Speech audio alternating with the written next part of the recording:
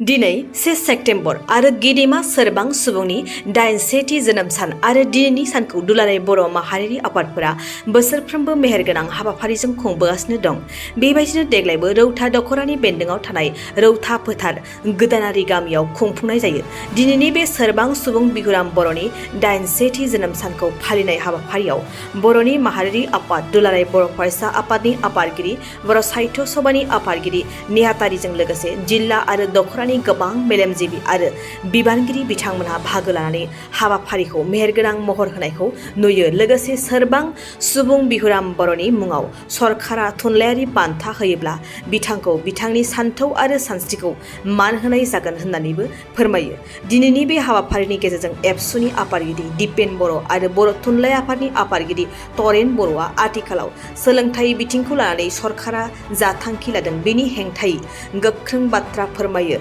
दानिया मा फोरमायखो एबसु आरो BSSनि आफादगिरि नेहाथारि बिथांमोनहा आबुङै मिथिना लानि। दिनै बे रौता खाथियाव बिहुराम बर'नि जिथु फाथायफुनजिनि गेजेरजों बावहाय फैलाव फोथाराव बेवहाय माने दिनै जोङो सोरबां सुबुं बर' थुनलाइ आफादनि मोनसे समनि गाहाय नेहाथारि, सासे गोख्रों लेङाइ आफादगिरि, सानसुमै समाज सिबियारि, सोलोंथाइगिरि आरो जयभद्र हागजेट मेम'रियेल हाइ स्कुलनि गाहाय फोरोंगिरि सोरबां सुबुं बिहुराम बर'नि जोनोम सान। बे जोनोम सानखौ बोसोरे बोसोरे फालिनायनि गेजेरजों जोङो बिथांनि जिउ आरो सानस्रि, बिथांनि मावथाय, बिथांखौ जों गोसोखांबोदों आरो उदालगुरि जिल्ला बर' थुनलाइ आफादनि सिङाव बे फोथायफुनजिखौ दानाय जादोंमोन आरो बेनि दानायनि गुबै जाहोनानो जादोंमोन बिथांनि सान्थौ आरो सानस्रिखौ गोजोर खालामनो आरो बिथांनि जिथु बिहोमा बेखौ माने जोंनि यं जेनेरेसन आरो आथिखालाव जायफोरनिखि थांनानै दं बिथांमोननो जोङो गुवारै बिहुराम बर'नि जिउ सानस्रिनि सोमोन्दै जोङो मिथिसार होनो थाखाय बेखौ फोथायफुनजिखौ दानाय जादों आरो बे फोथायफुनजिनि गेजेरजों जोङो माखासे हाबाफारि लादों बर' थुनलाइ आफादा आरो दिनै सोरबां सुबुं बिहुराम बर'खौ गोसोखांनानै जोङो सारा आसामाव दिनै जायगा जायगा दाब दाब जायगाजों लोगोसे दिनै जों बेवहाय ज' जाफैदों। जोबोर गोजोनथाव बाथ्रा जे बिहुराम बर'नि जोनोम जानाया बर' हारिनि मोनसे बिराद मोनसे माने बेयो बोरमोन आरो बिथाङानो थांनानै थासान्दियाव बिथाङा बर' राव थुनलाइ जौगानायाव बिथाङा थोजासे बिहोमा होलांदों आरो सासे गोख्रों दैदेनगिरि हिसाबै बै समनिफ्रायनो जों नुनो मोन्दों 1967 मायथाइनि सिगांनिफ्रायनो जेला बर' बिजोंखौ गायसनो 1963 मायथाइयाव बिहुराम बर' बिथांमोननि गोख्रों बिहोमा दङ आरो एमइ स्कुलाव लांनाय आरो जोङो गोजौ फरायसालियाव लांनाय कलेजसिम MA लांनाय बेवहाय बिहुराम बर'नि बिराद कन्ट्रिबिउसन दं। बेनि बादैबो आनडिभाइडेड माने दरं जिल्लायाव दासो उदालगुरि जिल्ला जादों, आगोलाव अबिभक्त दरं जिल्लायाव सोखावजायै बे दरं जिल्लायाव हारि हारिसानि गेजेराव माखासे फोथायलायनाय गैयै सोमजिनानै जोङो बर' बिजोंखौ थिसननायाव गोबां माने जोंहा जेंना जेंगोनाव गोलैदोंमोन। नाथाय बिहुराम बर'नि जिथुनिखि गोख्रों माने सान्थौ, बिथाङा बुंदों जे जोंहा सोलोंथाइ लानायनि बिमा रावजों सोलोंथाइ लानायनि जिथु मोनथाय आरो कनस्टिटिउसनेल राइट्स बे सांबादिक अधिकारखौ जों हायबस्त खालामनो थाखाय जोङो रावबो राव थुनलाइनि हेंथायै थाङालासिनो बर' रावखौ जोङो बिजों महरै गायसननाय बे बाथ्राखौ आसाम सरकारनो मिथिहोदों आरो बे ओनसोलनि मानसिफोरनो गुबुन हारिफोरनो मिथिहोनानै बिथाङा गोख्रों फाव लानानै आनडिभाइडेड दरं डिस्ट्रिक्टआव बिथाङा बर' बिजों गायसनदों आरो सारा आसामाव बिथाङा जेब्लानाखि गाहाय नेहाथारि जायो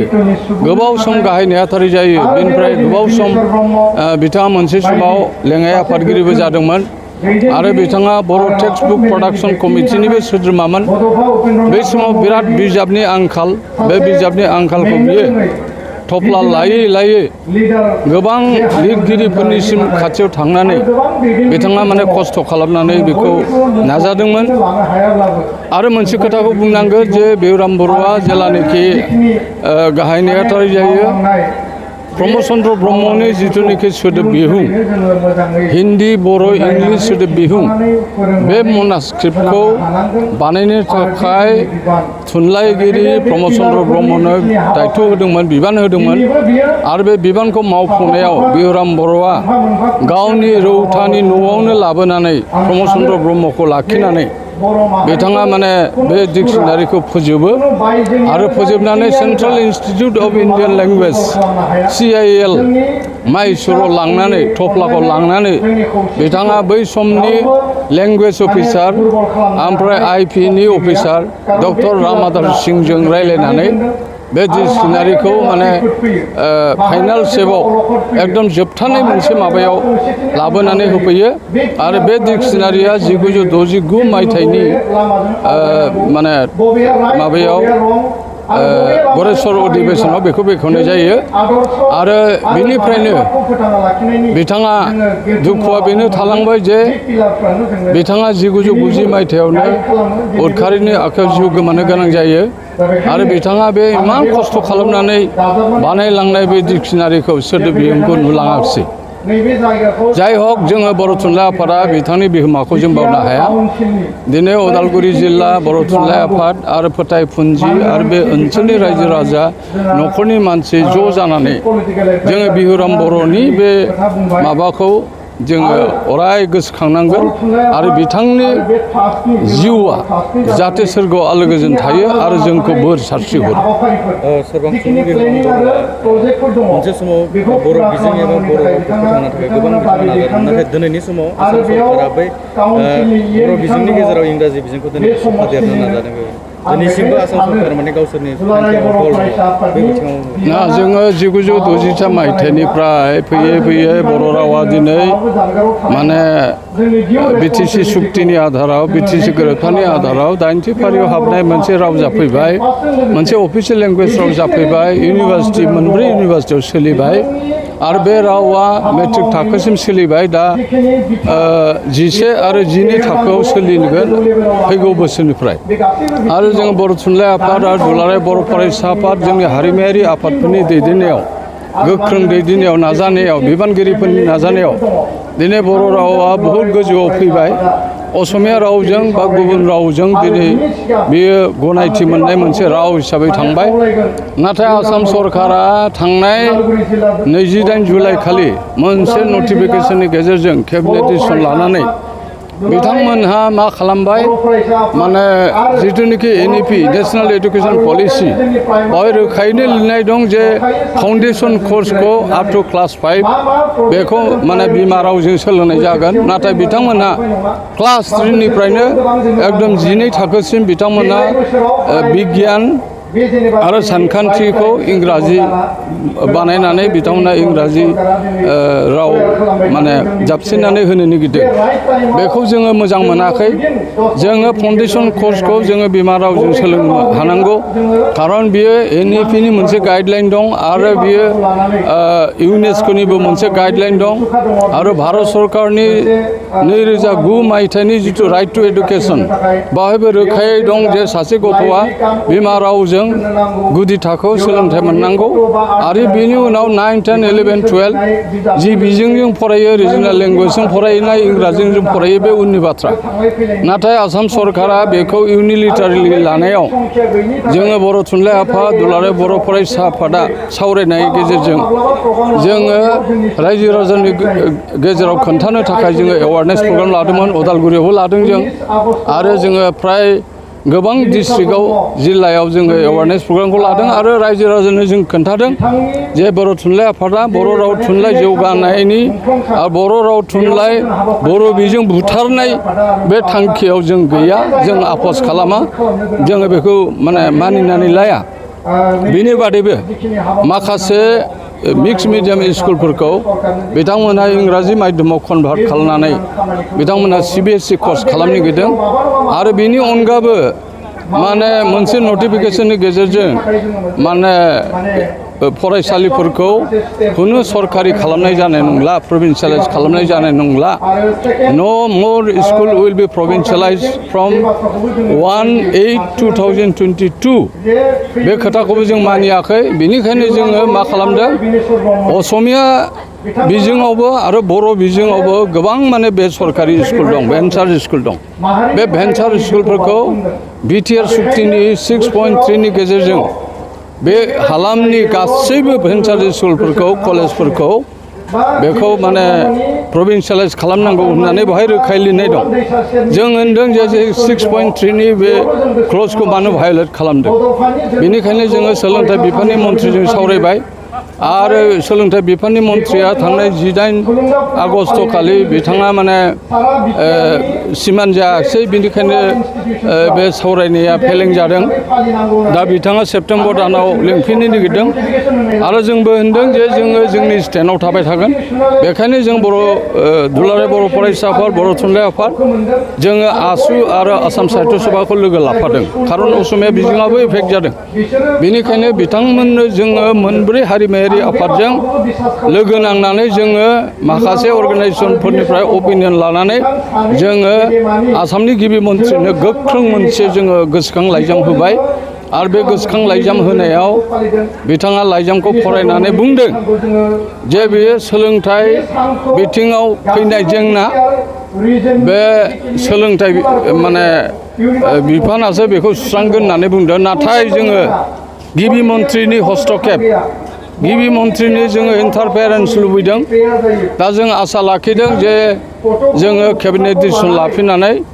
बेखौ बिथांमोना उथायनानै लानांगौ, बेखिनिखौ जों बुंगासिनो दं। आरो उननि हाबाफारियाव जुदि बिथांमोना उथायना लायाबा हयथ' जोङो लामायाव ओंखारनानै जोङो सोमावसारनोबो गोनां जानो हागौ। बेनिखायनो जोङो रायजो राजाखौ खावलायो जे माने जों सांग्रां जानायनि सम सफैबाय। बिमानि जोङो बर' बिजों गायसनदोंमोन, बर' बिजोंखौ जोङो फोथांनानै लाखिनांगौ, जों बुथारनो नाङा। बेनिखायनो जोङो रायजो राजाखौ खावलायदों जे जोङो BTRनि चिफ बिथांनोबो जों मेम'रेन्डाम होबाय। BTRनि चिफआ बिथाङा माने मोनसे पजिटिभ रेसपन्स होनानै गिबि मन्थ्रिजों सावरायनानै बेखौ सलिउसन खालामनो समाधान खालामगोन होननानै बिथाङा खोथा होदों। आरो बे हिसाबै जोङो आसा लाखिदों जे फैनाय समाव बे बर' बिजोंनि जेंनाया जोबस्रांगोन। दिनै सोरबां सुबुं आरो सासे दाद गोसोनि थुनलाइगिरि, सासे सोलोंथाइगिरि, एकाडेमिशियान, बिथांनि 81थि जोनोम सानखौ बिहुराम बर' ट्रास्ट आरो लोगोसे बर' थुनलाइ आफाद बे रौता बालिसिया गामियाव बिथांनि जि थावनि बे जायगायाव खुंनाय जादों। आरो दिनैनि बे गोथार हाबाफारियाव आङो गिबियावनो आनान गसाइनि खाथियाव सोरगोआरि सोरबां सुबुं बिहुराम बर'नि जि जिउमा बिनि आलो गोजोननि थाखाय आनान गसाइनियाव आं आर'ज गाबबाय आरो मिजिंथियो जे सोरबां सुबुं बिहुराम बर'आ जायफोर हाबाफारिफोरखौ गावनि थांना थानाय समाव बर' माहारिनि थामोनथा रैखाथि, बर' हारिनि राव थुनलाइ, बर' मिडियामनि थाखाय थुनलाइ आफादनि सासे गोख्रों गाहाय नेहाथारि हिसाबै बिथाङा जिखिनि हाबा मावबाय, बिथाङा जिखिनि थुनलाइ सोरजिलांबाय आरो सरकारनि जिखिनि निति आरो पलिसि बै समाव लानाय बर' हारि आरो बर' राव थुनलाइनि हेंथायै, बर' मिडियामनि हेंथायै, बिनि जि हेंथायै बिथाङा गोग्गोमै गोख्रोङै गसंथादोंमोन आरो कुनु कमप्रमाइस गैयाबासिनो, कुनु आपस गैयाबासिनो बिथांमोननि नेतृत्वआव, बिथांमोननि दैदेननायाव बर' हारिया आसामाव बा भारतनि बा बुहुमनि बिखायाव गावखौनो हारि हिसाबै आरो गावनि राव थुनलाइखौ लानानै थांना थानायग्रा सेल्फ आइडेन्टिटिखौ लानानै जोङो सांग्राङै थांना थानो थाखाय साहस मोनदोंमोन। दिनै बिथाङा जोंनि गेजेराव गैलिया, नाथाय बिथांमोना मोनफा मोनफा पिलार, बिथांमोना बर' हारिनि मोनफा मोनफा गागि खुन्थिया बायदि आरो बिथांमोना जोंनि गेजेराव गैलियाबाबो बिहुराम बर' मानगोनां बिथांनि बाथ्रायानो होन, बिनेश्वर ब्रह्मआनो होन, बड'फा उपेन्द्रनाथ ब्रह्मआनो होन, बिथांमोना जोंनि गेजेराव गैलियाबाबो बिथांमोननि जिखिनि लामा दिन्थिलांनाय, बिथांमोननि जिखिनि मावनाय, बे मावनाय आरो लामा दिन्थिलांनाया दिनैबो जोंनि माखासे माहारियारि जिखिनि दाङाबाजि क्राइसिसनि समाव माहारिनि जटिल इसुसफोरखौ डिल खालामनाय समाव जोंनो जेब्लाबो गोहो बोलो आरो साहस होयो आरो जोंनो लामा दिन्थियो, गाइडेन्स होयो। दा बेखायनो बे पिलारफोरखौ जोङो अरायबो गोजोर खालामनानै दोननांगोन। बे बेलायाव जाखांफुनाय साफ्रोमबो लाइमोन सेंग्रा सिख्ला, फरायसा फरायसुलि, कलेज स्कुल इउनिभार्सिटियाव जेराव दङ, बिथांनि जिखिनि कन्ट्रिबिउसन बिहोमा, बिनि सायाव मोजाङै जोङो गियान नलेजखौ जों लानांगोन। मोनसे लेखायाव बिहुराम बर'नि मोननै लाइन बा मोनसे पेराग्राफ, मोनसे लेसन फरायबानो बिहुराम बर'नि आबुं जिउखौ फरायनाय जाया, बा बिनेश्वर ब्रह्मनि आबुं जिउ, बा बड'फा उपेन्द्रनाथ ब्रह्म, बेबायदिनो माहारिनि जायफोर पिलारफोर दङ बिथांमोननि आबुं जिउखौ, जारिमिनखौ फरायनाय जाया। आरो बेनि थाखाय जोङो मोजाङै स्टाडि खालामनांगोन, बुजिनांगोन आरो बे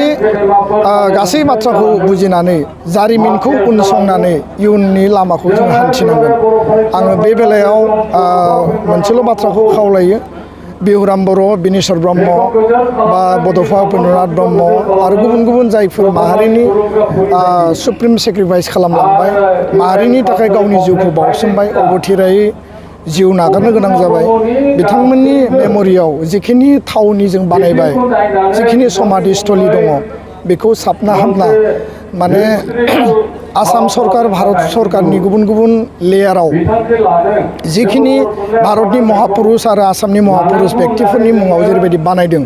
जोङो बिहुराम बर', बिनेश्वर ब्रह्म, बड'फा उपेन्द्रनाथ ब्रह्म बिथांमोननि बे थावनिफोरखौबो जों मोजाङै बानायनांगोन आरो माने मोजां केटेगरिनि, मोजां स्टेटासनि बानायनांगोन। आङो बे बाथ्राखौ लानानै बिटिआर सरकार आरो आसाम सरकारखौ आं खावलायगोन आरो दुलाराय बर' फरायसा आफादनिफ्राय बे बाथ्राखौ लानानै जोङो नारसिनगोन। लोगोसेयैनो जों गोलाव सम बड'फानि जोनोम सानखौ फरायसा सान हिसाबै जोङो फालिबोदों आरो सरकारखौ अबजार्भ खालामनो थाखाय उइदाउट माने स्कुल हलिडे आरो बन्द होआबासिनो अबजार्भ खालामनो थाखाय जों दाबिबोदों। बे बेलायाव आसाम सरकारा बिनि सायाव बिबेचना खालामबाय थादों होनना बुंदों आरो बिनि सिगांनो आथिखालनि जि प्रमद बर' दैदेननाय काउन्सिल सरकार, बे सरकारखौ जोङो सावरायनानै थांनाय बोसोरनिफ्राय बे सरकारनि इनिसियेटिभआव बड'फानि जोनोम सानखौ स्टुडेन्ट डे हिसाबै सारा बिटिआर रिजननि स्कुलाव उइदाउट माने स्कुल बन्द होआबासिनो बिथांनि मुसुखायाव बिबार बावनाय, बिथांनि जिउ जारिमिननि सोमोन्दै फंनैसो बाथ्रा बुंनाय, बे बाथ्राफोरखौ जोङो फोरमायनो थाखाय बा गासैबो स्टुडेन्टफ्रा इनभल्भ जानो थाखाय स्कप मोनदों। आं बेखायनो खावलायगोन जे बिहुराम बर', बिनेश्वर ब्रह्म आरो गुबुन गुबुन जायफोर गेदेमा दङ, बे गेदेमाफोरनि मेम'रियाव बिथांमोननि जोनोम सान बा थैनाय सान, बे सानखौ गोसोखांनानै जोंनि इनस्टिटिउसनेल जिखिनि अबजारभेसन, स्कुल कलेज बन्द होआबासिनो जों बोरै इनभल्भ जानो हायो, बोरै फालिनो हायो, बिनि मोनसे बेब'स्थाखौ खालामनांगौ। आरो बे बाथ्राखौ लानानै बर' थुनलाइ आफाद, एबसु आरो बिथांमोननि जे ट्रास्ट दङ, जों सरकारजों गोख्रैनो सावरायगोन आरो बे थावनिफोरखौ मोजां साबना हामना खालामनो थाखाय जिखिनि स्किम आसुनि प्लेनिं होनांगौ, बे बेलायावबो जों सरकारजों सावरायगोन आरो आसा खालामो उननि समाव जोङो बेबायदि फसंथानखौ मडेल, मोनसे आदर्शनि, मोनसे जोंनि थुलुंगानि नेरसोन हिसाबै जों गायसननानै गालांनो हागोन। गोजोन्थों। बर' बिजोङाव इंराजि आयदाखौ सोफानाय आसाम सरकारनि जि थांखि, बे थांखियाव दिनैसिमबो आसाम सरकारा माने बथल दङ। गिबि मन्थ्रिया जेरावनो हाबाफारि जायो बेयावनो दिनैसिमबो फोसावबाय थायो। फैगौ साननैसो उनावनो माने बिटिआरनि क'क्राझाराव केबिनेट लागोन। बिनि सिगां माबाफोर बिदि मोनसे मोजां रिजाल्टफोरनि माबाफोर आसा दङ नामा जे बे जि थांखि दं बे थांखिनिफ्राय दा बे बाथ्राखौ लानानै बर' थुनलाइ आफाद एबसु आसाम साहित्य सभा आरो आसु जों जयेन्टलि खामानि मावगासिनो प्राय 1 मासनि बारबाय आरो गिबि मन्थ्रिनो मेम'रेन्डाम हरनाय जोंनि गेजेराव सावरायनाय 12टा टिचार अर्गेनाइजेसन आसामनि बिथांमोनजों सावरायनाय आरो बे गासैबो जाखांनायनि उनाव जों जे बे गासैबो माने मेथ्स आरो साइन्स क्लास 3 निफ्राय क्लास 12 सिम बर' एसामिस मिडियामाव माने इंलिसाव फोरोंनाय क्लास 6 निफ्राय 12 सिम पेरेरेल इंलिश मिडियाम फोरोंनाय आरो आदर्श विद्यालय लोगोसे स्कुल प्रभिन्सियेलाइजेसन खालामनाय जानाय नंलिया बे बाथ्राफोरखौ लानानै जों सोलोंथाइ मन्थ्रिजों सावरायबाय स्कुल प्रभिन्सियेलाइज खालामनाय जानाय नंलिया बे मेटारखौ लानानै जों जेब्ला रायलायबाय आसामनि सोलोंथाइ मन्थ्रिया जोंनि कुइसनाव बिथाङा एन्सार होनो हायाखै आरो बिथाङा फाइनेलि मोनसे एग्रिड आरो एसुरेन्स कमिटमेन्ट होनो बाध्य जाबाय 6.3 मथे आसामनि आरो बिटिआरनि बर' मिडियाम स्कुला प्रभिन्सियेलाइज जागोन आरो बिथांमोना प्रभिन्सियेलाइज खालामनो थाखाय इनिसियेटिभ लादों बे बाथ्राखौ बुंनांबाय आरो जिखिनि जि दाबि दङ बिनि सायाव सरकारा जोंजों 1 मासनि उनाव रायलायबावगोन आरो बिथांमोना बिबेसना खालामबाय थादों होनना बुंदों माखासे मेटारखौ लानानै बिथांमोना दायो एसे गुरै जाबाय एमालगेमेसन आरो मार्जारखौ खालामनांगौ ना खालामनाङा रायजो राजानियाव बिथांमोना दायो माने अपिनियन बिदों मोनसे सार्कुलेसन होदों आरो नैबे डुवेल मिडियामखौ माने मिक्स मिडियाम एसामिस आरो बर' मिडियाम जेराव दङ डुवेल मिडियाम बेयाव जानाय नङा माने इंलिश मिडियाम जानाय नङा आरो लोगोसेनो रायजो राजाफ्रा लुबैयोबासो खालामगोन लुबैयाबा खालामनाय नङा बे बाथ्राखौ बुंदों फारसेथिं मेथ्स आरो साइन्सनि बेलायावबो बिथांमोना माखासे गोदान गोदान बाथ्राखौ बुंबाय थादों सोरबा बुंदों क्लास 6 निफ्राय सोरबा बुंदों क्लास 9 निफ्राय दा जों बुंदों जे मादार टां मिडियाम बिमानि राव माने बिमानि रावनि स्कुल आरो जोंनि बर' मिडियामनि स्कुलखौ मोजां टिचार होनाय मोजां बिल्डिं होनांगौ आरो बेयाव मोजाङै इंलिश फोरोंनांगौ मोजां टेक्सट बुक होनांगौ बिनि सायाव प्रायरिटि होनो होदों बर' मिडियामनि गथ'फोराबो इंलिश रोङो आरो इंलिश सोलोङोब्ला मोजाङै बिथांमोना सोलोंगोन बिनि बिनिङा बे नङा जे बर' मिडियामखौ बोखारनानै बेयाव इंराजि जाबसिनोब्ला जोंनि गथ' गथायफ्रा गोरों जागोन बेबायदि नङा गावनि मिडियामजों फरायोब्ला बिथाङा मोजाङै पास खालामनो हागोन डिग्रि लानो हागोन इंलिशजों आराम्भनिफ्राय सोलोंनांगौ जायोब्ला आधा बर' आधा इंलिश सोलोंनायाव बे गथ'आ फेल जानो हागौ स्कुल गारनो हागौ आरो बेबायदि बहुत तथ्य प्रमाण दङ फारसेथिं सासे टिचारानो इंलिशनि साइन्स आरो मेथ्स फोरोंनांगोन आरो बियो ससियेल माने हिस्ट्रि आरो माने जग्राफिबो फोरोंनांगोन बे सम्भब नङा दा बेखायनो जों बुंदों जे खुनु कारनाव जोङो बर' मिडियाम स्कुलखौ गुबुन मिडियामाव कनभार्ट खालामनो हाया बर' मिडियाम स्कुलखौ मोजां खालामनांगौ साबसिन खालामनांगौ आरो बर' मिडियाम स्कुलखौ जोथोन लानांगौ बे सरकारनि दायित्व आरो इंराजि मिडियाम स्कुलखौ जेरैबायदि प्राइभेटाव सोलिदों बिनि सायाव जोंहा बुंनो गोनां गैया जों इंराजिनि बिरोधि नङा खिन्थु जि धारना होदों जे इंराजि मिडियामजों मेथ्स आरो साइन्सखौ फरायोब्ला माने मेडिकेल आरो इन्जिनियारिं फरायनो हागोन बे धारनाया नंखाय सरकारा आसाम सरकार भारत सरकारा मेडिकेल इन्जिनियारिंखौ गावनि बिमानि राव असमिया राव बा माराठी राव बा गुजराती राव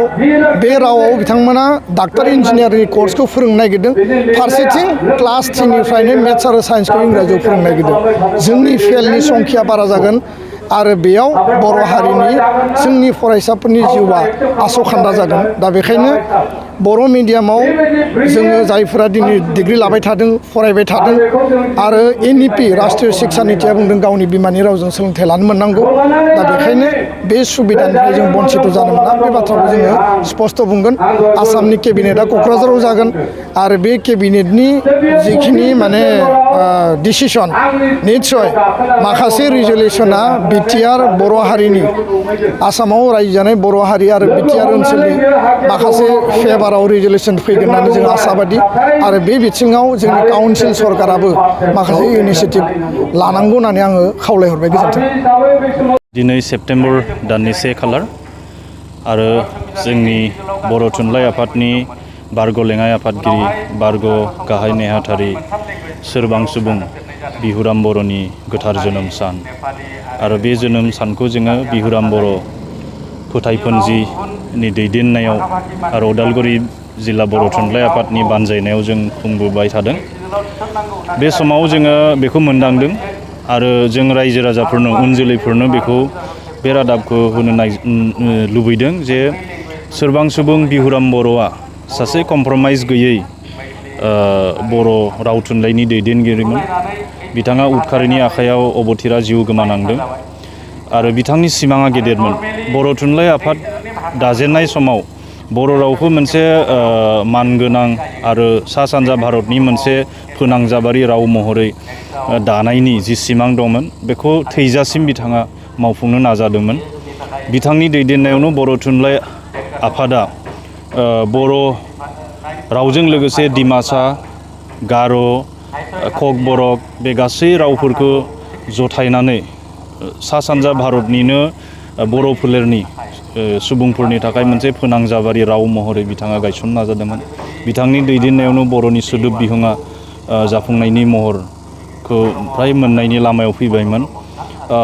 थामहिनबा बिथाङा जुदि थैजासिम बर' राव थुनलाइखौ सिबिलांनो मोननायमोनबा दिनै बर' रावा बर'फोरनि गेजेरावल' थायालासिनो बे सा सानजा भारतनि ट्राइबेलफोरनिनो मोनसे फोनांजाबारि राव जागौमोन होननानै जों बुंनो हायो। बे मिशनखौ जोङो उनावबो लांबाय थानांगोन। दिनै बिहुराम बर' बिथाङा जोंनि गेजेराव गैया, नाथाय बिथांनि सानस्रि आरो जि थुलुंगानाय बिथांनि बे सान्थौ बेखौ जों लांबाय थानांगोन। अब्ला मोनसे समाव बर' रावा बर'फोरनि आवथायावल' थायालासिनो बियो मोनसे बर' फोलेरनि फोनांजाबारि राव महरै बियो मोनसे जौगासारनायनि महर मोनगोन। जों नाजाबाय थादों, नागाराखै जों। बेनिखायनो बर' थुनलाइ आफादनि बोसोरफ्रोमबो बोसोरारि जथुम्माफोराव जों बांलादेशनि बर'फोर, नेपालनि बर'फोर, बेनि अनगायैबो सा सानजा भारतनि जेरै त्रिपुरानिफ्राय, मेघालयनिफ्राय, अरुणाचलनिफ्राय जों गेदेमाफोरखौ लेंहरनानै थुनलाइगिरिफोरखौ लेंहरनानै सावरायबोबाय थानाय जादों। आरो दायो ककबरकफोराबो बर' सोदोबफोरखौ गोरोबथाव जि सोदोबफोर दङ बेखौ लानानै बिजाब सुजुनायनि खामानि सोलिगासिनो दङ। आरो दिनै बर' आरो ककबरकनि आरो डिमासानि ट्राइलिंगुवेल सोदोब बिहुं सुजुनायनिबो खामानियाबो सोलिगासिनो दङ। जों आसा खालामदों जे फैबाय थानाय समाव बे बिथिङावबो जों जाफुंसार जानो हागोन। फोथायपुन्जिखौ दानायनि उनाव बिथांनि मुङाव जोङो बान्था होबोबाय थानाय जादों, थुनलाइयारि बान्था। नाथाय बिथांनि सान्थौ सानस्रि आरो बिहोमाफोरखौ जों उन जोलैफोरनो जिबायदि गोसार होनांगौमोन बेखौ जों जाफुंसारनो हायाखै, बे सैथो बाथ्रा। बेनि थाखाय जों खामानि मावनांसिगोन आरो सरकारनि बिथिंनिफ्रायबो बिहुराम बर' गोसोखां जोंनि काउन्सिल लेभेलावनो जा एबा स्टेट लेभेलावनो जा, हायोबा नेसनेल लेभेलावबो मोनसेसो बान्थाफोर, लिटारेरि एवार्डफोर जों जुदि होनायनि राहा खालामनो हायोब्ला फैबाय थानाय समाव बिथांखौ नांगौ रोखोमनि मान होनाय आरो बिथांनि सान्थौ आरो सानस्रिफोरखौ जुगामि खालामनायनि मोनसे राहा जागोन होननानै जों सानदों। गुदि फरायसालिनिफ्रायनो माने सरकारि फरायसालिफोराव सानखान्थि आरो बिगियान आयदाखौ इंराजि रावाव फोरोंनायनि जि सरकारनि फोसावनाय बेखौ जों बर' थुनलाइ आफाद, बर' फरायसा आफादा बेखौ जों गनायनानै लायाखै। फारसेथिं सरकाराबो गावनि थांखिनिफ्राय दोरोदनाय गैया होननानै फोसावगासिनो दङ। बे बिथिङाव जोङो बिटिआरनि चिफ प्रमद बर'नि दैदेननायाव आरो आथिखालनि बर' मन्त्रि, एमपि आरो एमएलए बिथांमोननि गेजेराव मोनसे रोखोमनि सावरायनाय सोलिगासिनो दङ। आरो बे सावरायनायनि गेजेरजों क'क्राझाराव 7 तारिखआव आसाम सरकारनि केबिनेट जथुम जिरायगोन होननानै जों मिथिदों। आरो बेयाव माखासे बाथ्रा फोसावनो गोनां, जों आसाम सरकारनि केबिनेटनि डिसिसनखौ जों नेथ'दों। बिनि उनाव क'क्राझाराव जुथुमनो गोनां बे केबिनेटआव जुदि मोनबो रोखोमनि पजिटिभ माने थांखियाव सरकारा सफैयाब्ला जों हयथ' थाबैनो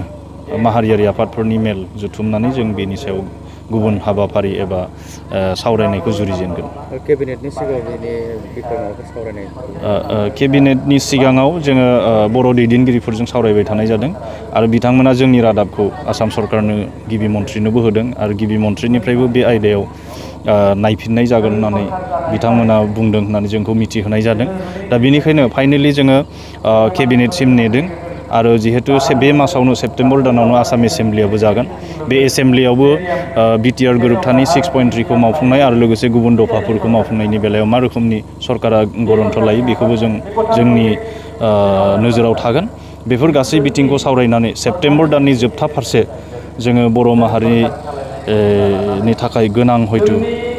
सावरायफिननांगौ बा गोदान थांखि लानांगौनि थासारि मोनसे फैनोबो हागौ आरो जों आसा खालामदों जाहाथे बेबायदि खुनुरुखुमनि फावसायफिननो गोनां जायाजासे जाहाथे मोनसे थासारि फैयो सरकाराबो जोंनि जि मोन्दांथि जोंनि जि सेन्टिमेन्ट बे सेन्टिमेन्टखौ जाहाथे बिथांमोना रेसपेक्ट खालामो बेखौ जों हास्थायो। बाइक सालायनो मोजां मोनग्रा सुबुंफोरनि थाखाय मोनसे गोजोनथाव खौरां। जोबोद खम बेसेनावनो लननि गेजेरजों बाइक लानो हागोन। क'क्राझार जिल्ला सेरफांगुरियाव थानाय पंका एन्टारप्राइजआव मोनसे गोदान खाबु लाबोदों। फैगौ 30 आगस्तनिफ्राय 2 सेप्तेम्बरसिम पंका एन्टारप्राइजआव लन मेला खुंफुंगोन। बेनि गेजेरजों नोंथाङा बाजाज कम्पानिनि गुबुन गुबुन रोखोमनि गोदान बाइकफोरखौ जोबोद खम डाउन पेमेन्ट होनानैनो लनाव लानो हागोन।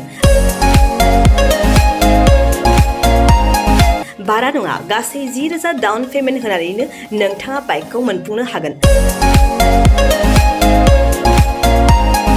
जोबोद खम बिबांनि सुदआवनो गारिफोरखौ लानो हानायनि खाबु मोनगोन। बाइकजों लोगोसे बेसेन नाङाजासे हेलमेटबो मोननो हागोन। 1,000 रांजों नोंथाङा बुकिं खालामग्रोनानैबो दोनहरनो हागोन। बेजों लोगोसेयैनो नोंथांनि गोजाम जानाय गासैबो रोखोमनि बाइक स्कुटिफोरखौबो सोलाय सोल' खालामनायनि खाबुखौबो मोननो हागोन। गोबांथार मिथिनो थाखाय 9101547892 आरो 60038171191 जानबुं अनजिमायाव जगाजग खालामहरनो हागोन।